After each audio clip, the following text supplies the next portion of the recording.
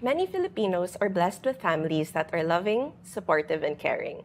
But unfortunately, this is not always the case for others. Instead, their family becomes their source of stress, anxiety, and poor mental health. For them, blood is not necessarily thicker than water. So why is this so, and what can and should be done about this? Hi, I'm Steph Arnaldo, and you're watching Rappler Talk. Today, I have with me relationship and family coach Miss Aiza Tabayoyong to talk about the reality of Filipino family dynamics and how to set boundaries around them. So, welcome. Hi, thank you. Thank you for inviting me Yes, here. thank you for being here. Before we start this fruitful discussion, can you give us an introduction on your career? What are you practicing now? Well, I'm a life coach, but I zero in and focus on relationships and families. And I'm trained also under the Center for Family Ministries at the Ateneo. So we focus on helping more Filipino families love each other better, understand each other better. We also deal with couples who are preparing for any vocation, particularly marriage, so that they will not get into the institution without more information. And you also work for the Love Institute. Yes, I'm working right now with the Love Institute. What is that? The Love Institute is a pioneering center. We started in 2009, catering to relationship needs, individual needs, for those discerning also for relationships and their future and their vocation, as I've said, through coaching, counseling, and a lot of educative work. So we give talks, seminars, workshops to different kinds of organizations. And you also have your own private clients. Yes. Yeah, okay. Well, the clients are mostly from the Love Institute. Oh, right, okay. So what made you decide to pursue this certain path in mental health and Midlife. your own life? No. Midlife crisis? And my own life. Yeah, well, I used to come from a different career. I was a hotelier before. And then my quarter life brought me to pursue something more meaningful. Okay. The hotel life was fun, but more meaningful. So I took on my courses. I got myself certified with different coaching certifications and other things.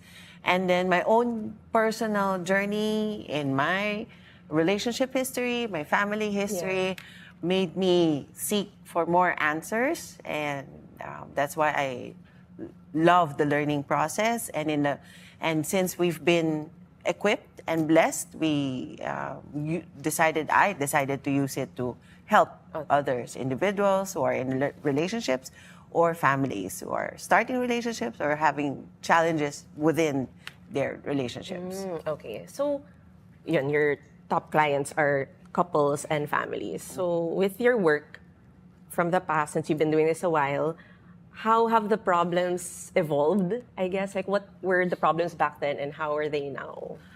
Well, there are some problems that have been constant, but what changed is the play of technology in those problems. But the underlying problems of lacking connection, lacking way of communicating, expressing properly their needs or their emotions, their feelings, those are all the same. And then symptoms can come from children being cut off, spouses being cut off from each other, not having having dwindling relationship. It used to be good at the beginning and then not anymore, or infidelity happening by either sides. So those are the common symptoms, but the underlying problems kind of remain the same. The modality changed a bit because, again, technology came into play, but yeah. And also the pandemic, I assume. Yes, Yeah. the pandemic was an eye-opener for a lot. Really? How so?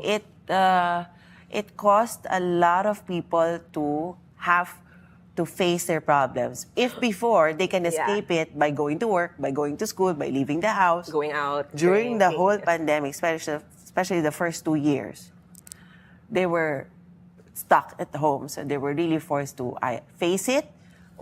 So some people really had to work on it. And some people, unfortunately, didn't have the patience to work on it and just escaped or ended things. And it's like, for me, I always say that the pandemic is like a team building for the family. You know, companies and corporations who go through challenges, Yeah. you're asked to climb ropes or do some difficult obstacle courses and see how you will work together and eventually become a team Yeah. through the kinks, learn to communicate. Well, similarly, that's a thing that happened in families. You were forced to have those Address the issues that issues, challenges, how to navigate daily chores, daily shopping, daily keeping healthy, all that within the household, learning to communicate, learning to build each other up. cabin fever pa. Cabin fever, Yeah. yes. How to address those anxieties, right? And then, I think a lot made it. A lot also had Still trouble. struggle. Yes. So there are clients you are still seeing ba since the pandemic? Oh, yeah. Yeah. Some, well, are all, as me personally as a coach, my goal is to be less needed by my clients, right? So hopefully they'll be left on their own. Yeah. And I wouldn't need to be there. So, like a child to a parent, less and less weaning, being more independent. So there are clients I still see before I see them every week. Yeah. Then every twice a month. And then monthly, and then less and less. Okay. So, well, actually, personally also, my journey with mental health also strengthened nung pandemic. Kasi, as you said, well, it felt like it weakened because it had to be at its worst before you could actually admit that you need help. So, aside from, could you take us through how a typical treatment plan would go for a client that needs your help? Well, depends. Are we talking about singles? Are we talking about couples? Or A bit of parent, both, child? yeah. Normally, our first session will be understanding the main problem. What we call the presenting problem, which is normally the more obvious, and then the symptoms are coming into play. Yes. And then we check the backstories, and then we see where different theories come in, what we're looking at. But me personally, my most favorite, because I consider myself more of a coach than a counselor. A counselor looks, or historically, more. But most coaches will go futuristic. So this is your plan A, or this is your point A, where you're starting from.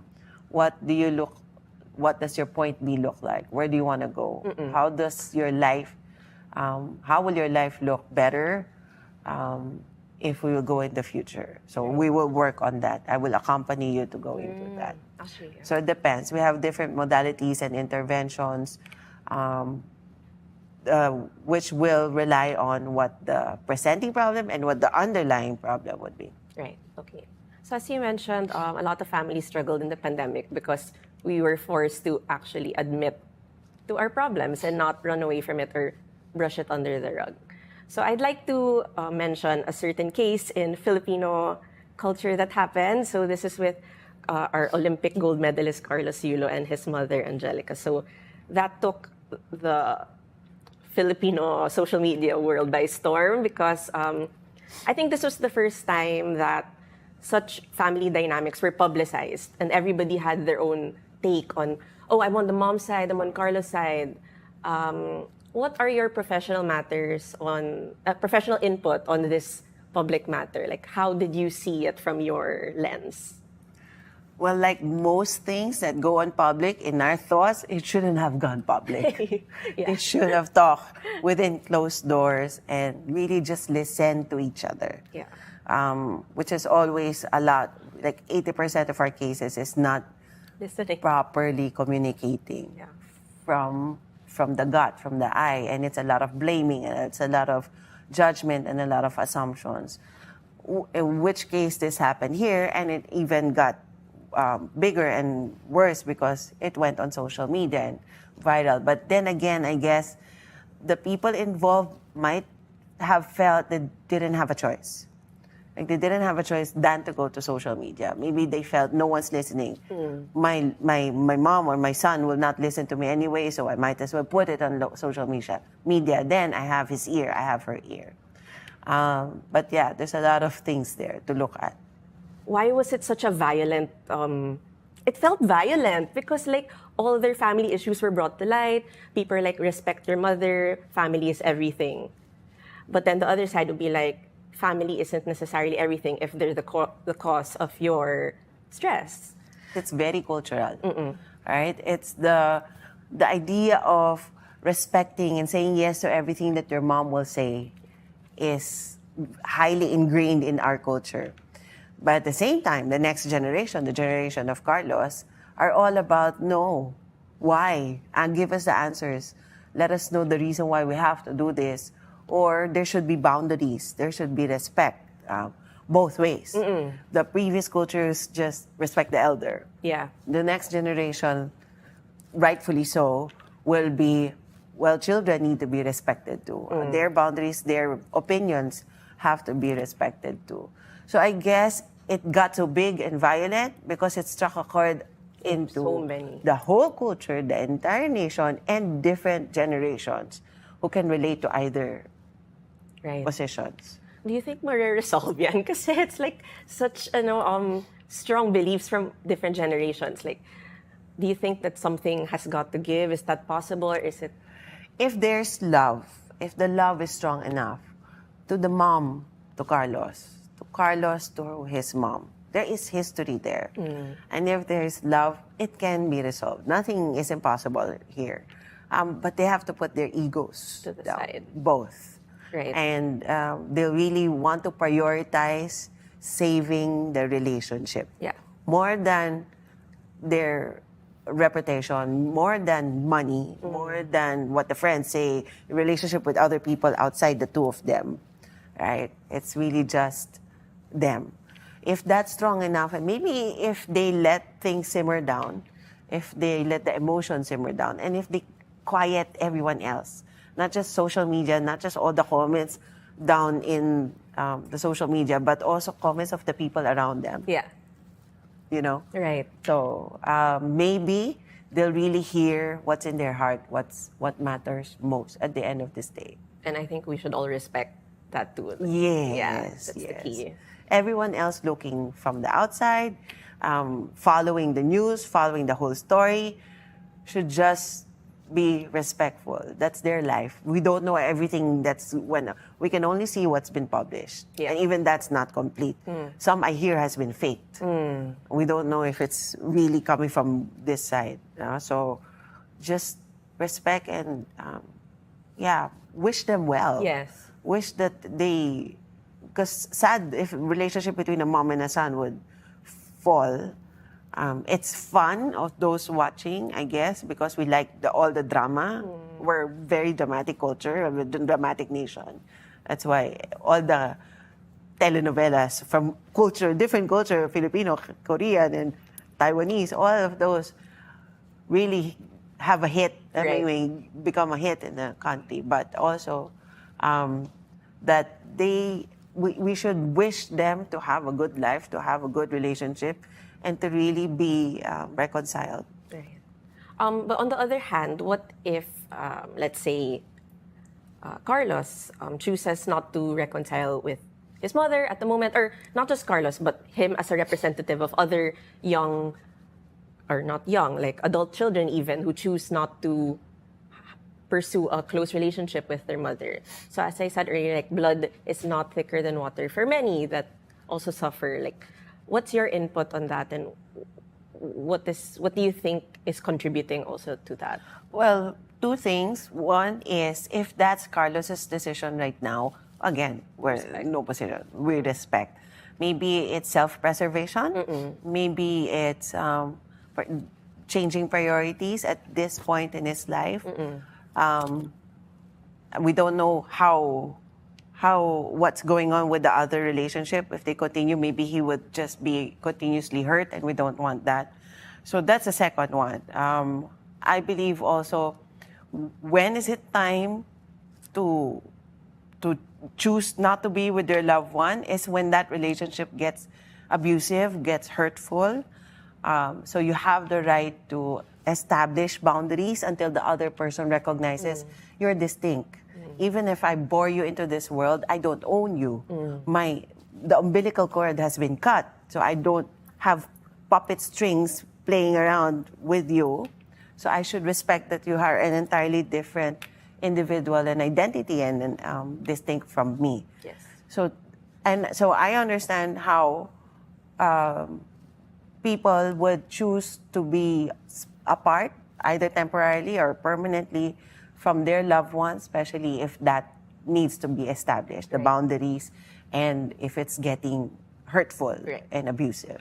Okay, so a lot of people actually struggle with thinking things are abusive, like, or hurtful, because we kind of have this mentality like, hindi, this has always been how it was, so kaya ko to, or this is love.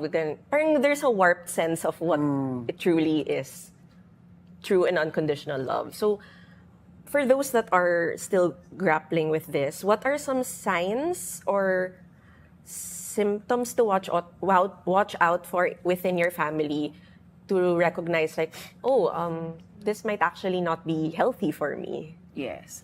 Well, if you have those, and that's why we tell people all the time, if you're feeling something, good, bad, joy, anger, fear, all the cast of the Inside Out. Yeah, I love it. Right? If any of those feelings arise, listen. Do not push aside, do not repress, do not ignore your emotions, because those are our messengers.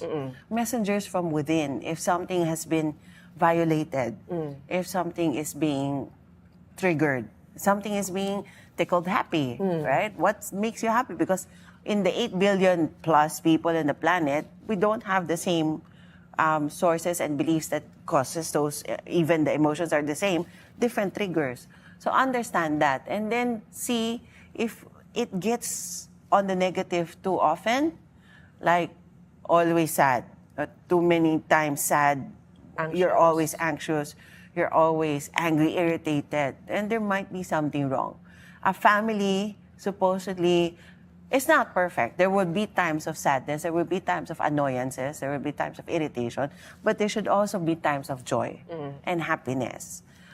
So you check where those negative feelings are coming from, and then it helps to also check other families, your friends.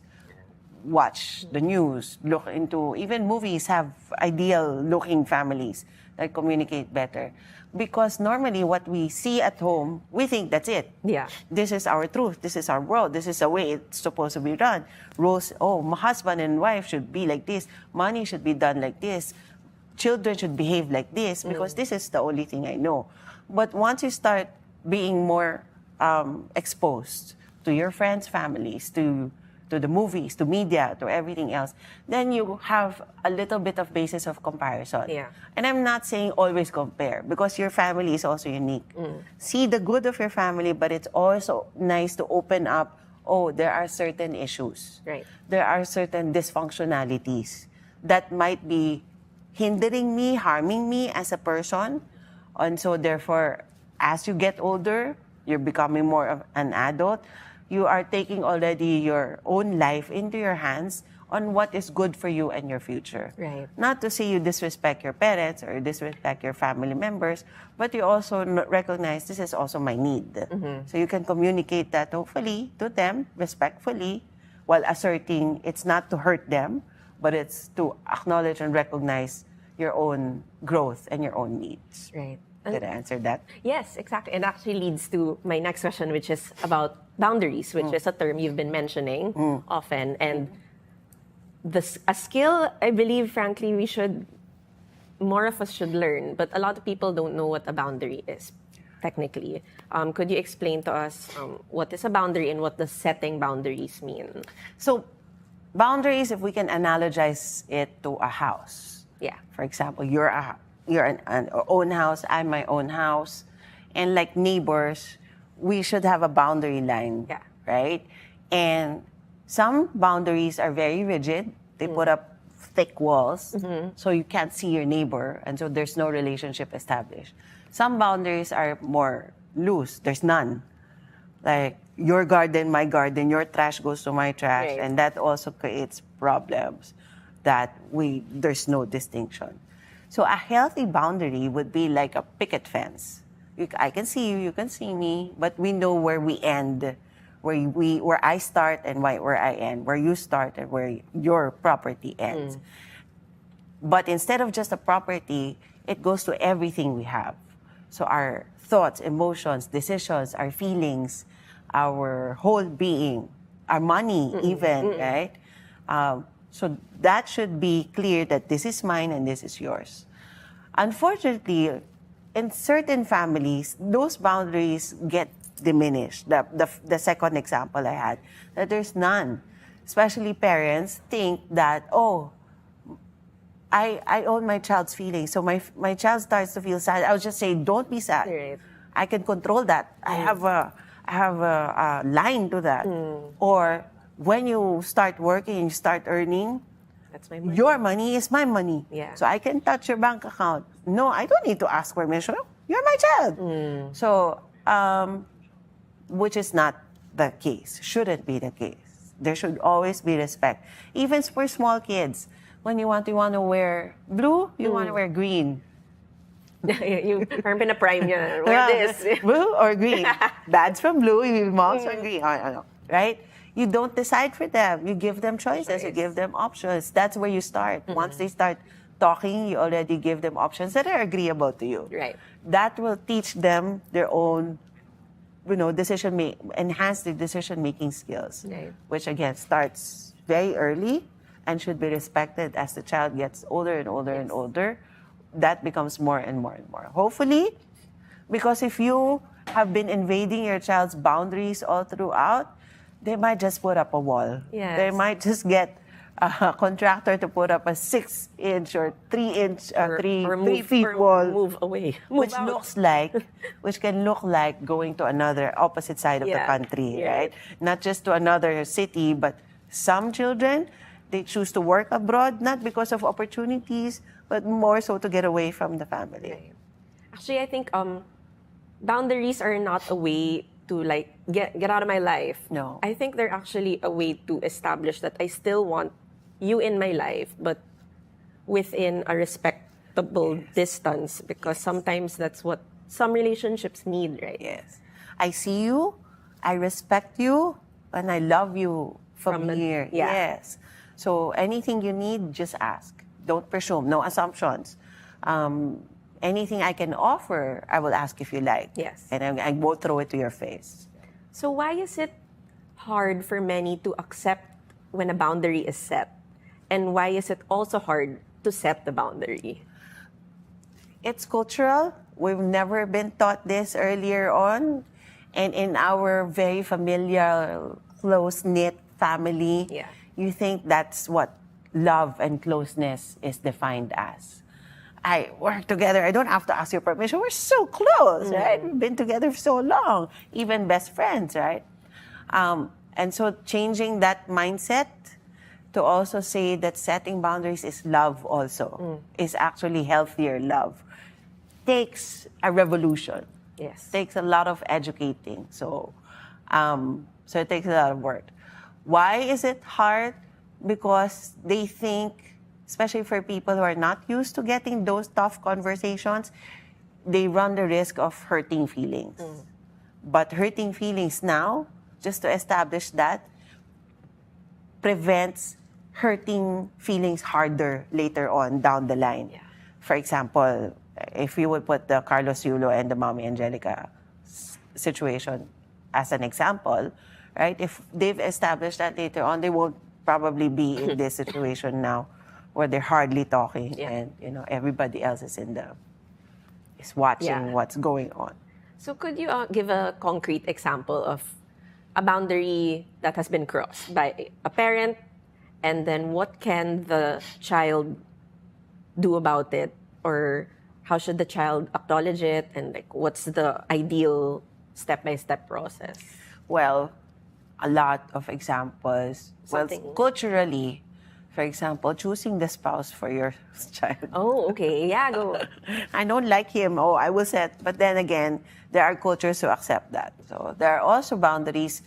Teenagers, for example, kids growing up, tweeners growing up, parents might be used to just barging in their bedroom and looking at stuff, checking, reading stuff, Diaries. assignments, whatever, pictures, drawers with memorabilia, like that. But that might not have been welcome all throughout. And when they become teenagers, they suddenly get resentful at all that invasion of their boundaries. And now, every day, their room is locked. Every day, the room locked, music loud, or earphones, so you're really shut out. You can't even have a decent conversation with your son. So that's one example. As adults, again, boundaries, you're working already. So you start paying for the bills. I have to pay for some mortgages. I will withdraw from your account. I'll use your Grab. I'll order something, okay? Without permission. Yeah. Me, I'm sounding like I'm asking permission. It's like the young adult will just discover, somebody used my credit card. Somebody took out from my ATM, from my bank account. And who has the other card? Mommy or daddy or a younger brother or somebody, right? So those are clear invasion of boundaries.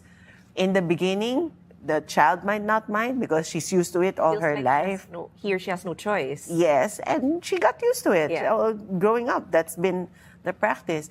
But when she starts thinking of her own future, wait, I've been working for 10 years, no savings.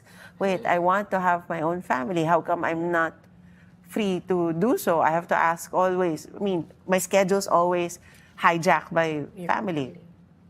And so she would start to ask questions, and maybe the resentment will come in later. Yeah. And then, hopefully, she gets to establish her boundaries then with proper conversation, respectful conversation. But sometimes they're not trained to also talk like that, so they'll just escape. Bye-bye.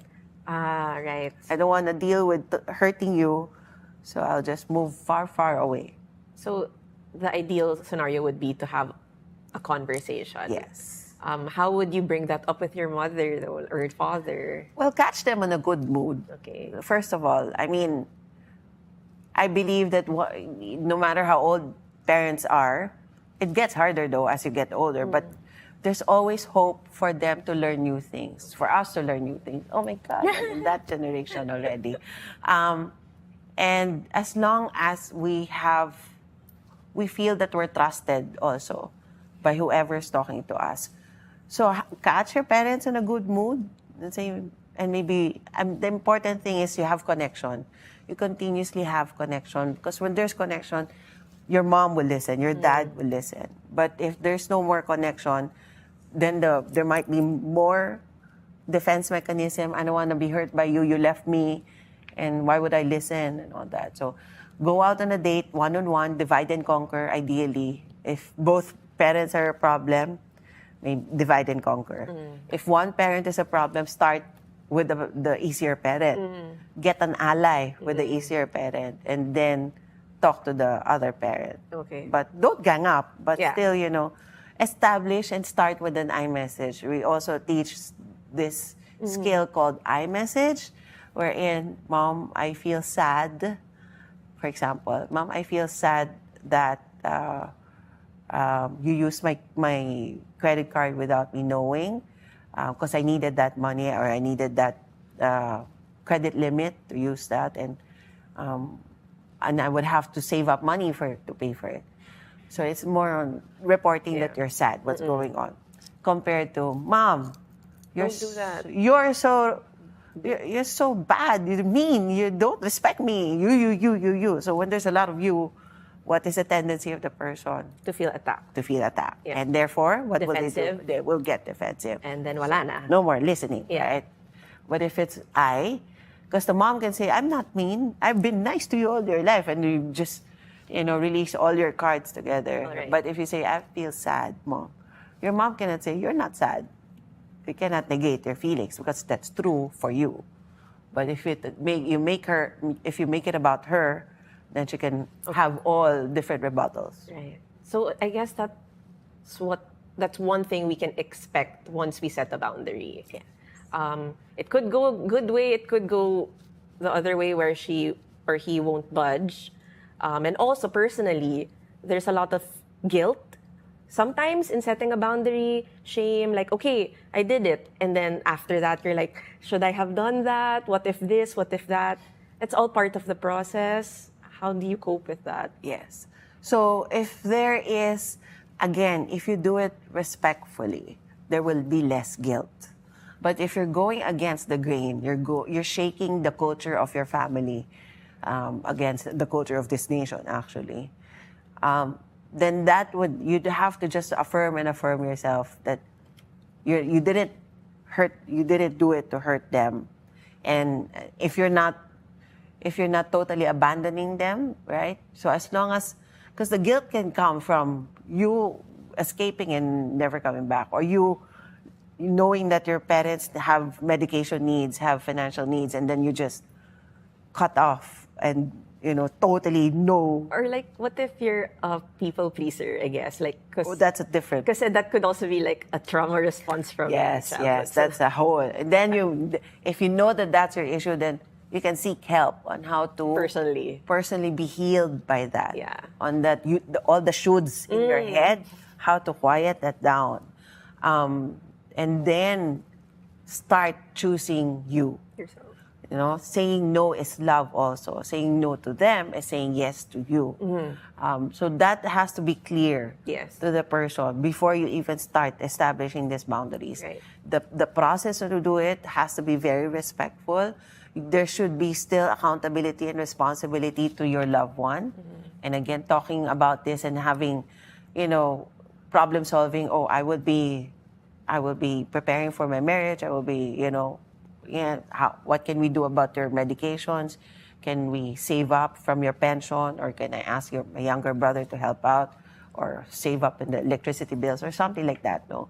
So solve it together as a family, insurances, mga ganyan. But also be clear that this is also for you. Yeah. And I also like to say that it shouldn't be the children's job to take care of the parents when they're retired. So parents should prepare for our retirement. It's also a very culturally ingrained belief. And again, I think I'm going to be canceled by a lot of parents for saying Speak your this. truth. This is not the first time I'm saying it on air anyway. But yeah, we should, because our children's role is to pay forward.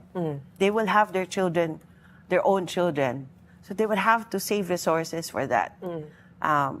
Energy, time, money for their children. Us should earn, when we're in our earning capacity, should earn enough to get insurances, to get, somewhere where we can get our own pensions, to take care of us when we're older. Unfortunately, some parents are really giving everything. While they're earning, I buy this for my child, I send this to the most expensive, not saving enough for yourself because they think that's being selfless. When in reality, there's also some selfishness there if they think, I'll give it to you, but then you have to return. Yeah. Later on, there should be ROI, right? Return of investment. And that's not being selfless totally. So even the parents have to establish their own boundaries. Right. I budget. I give some to my children. I give some for my personal growth. And I give some for my future. Yes. For my retirement. Save up. So my children will have to understand that. But Mom, we have savings. Yes, but that's for me when I get old. I can't give everything to you now. Anyway, you have enough. I think that's a good point. All the other things are just wants. Yeah, you're also setting your own boundaries with your children. So it's a two-way street then. Yes. Okay, so I guess my last question would be, what piece of advice do you think is the most important for parents and children of these kinds of families to hear right now? Like, what do you want them to know? Regarding what? During this period of healing, if they're trying to grow themselves, pick up the pieces. All right. Well, I guess what I really want the parents to understand is you are different and you are separate and distinct from your children. Beautifully so. Each child is unique. Each parent is unique. Open your eyes and celebrate that, recognize that, and inform that to your kids. Anything that you have as an issue growing up, your traumas, your past hurts, be careful not to pass them to our kids. So better if we be aware of those issues and be humble enough to seek help or recognize, oh, I'm growing, I need to have that healed. Yeah. So we can really be free from that. And then the children, the best way to protect them, to raise them well, is to heal us and then give only what is needed. A little bit of wants, but we don't want them getting used to a lot of luxury because they might not be able to maintain it with their own lifestyle as well. But just the value of hard work, the value of their own self-worth as well, that they're beautiful, not just for their looks, not just for the grades, not just for what income or money they can bring into the family, but they're beautifully unique. So everyone needs recognition, everyone needs validation, and everyone deserves respect. Yes. So, but it starts with the parents teaching that to the children. So when they get older, they'll learn to respect you properly, no resentments, and they'll learn to respect themselves and not get into trouble just because they want to please. Right. Just like they wanted to please you, then that pleasing sense goes to other people who might not be bringing them into good influence. Right. Yes, but it's beautiful if you learn to love each other properly, better, with good, healthy boundaries, then you'll have a more fruitful family life. Yeah. And love could be seen differently. Like, it's Yes. not just one size fits all. Yes. Right. I think Different kinds of love, Yes. different brands. So, thank you so much, Miss Aiza, for such a inspiring discussion. And actually, it's World Mental Health Day nga today, so it's very appropriate that we're here talking. Thank you. Everybody, we should be always healthy. We don't just take care of our bodies through massage and spa. We also take care of our mind, our spirit, Our soul. and our emotions, our feelings. So all facets, let's be safe. And anyone who needs any kind of coaching and Yes, help. please plug yourself. Yes, you can call us at the Love Institute. We are at the Facebook. That's the easiest way to contact us, is through our Facebook page, Right. the Love Institute. Okay. So, that's it for this episode of Rappler Talk. So, if you want to continue this conversation about mental health, please download our new app. It's called the Rappler Communities app. So, the QR code is on your screen. So, we hope to see you there. Once again, I'm Steph Arnaldo, and see you again soon.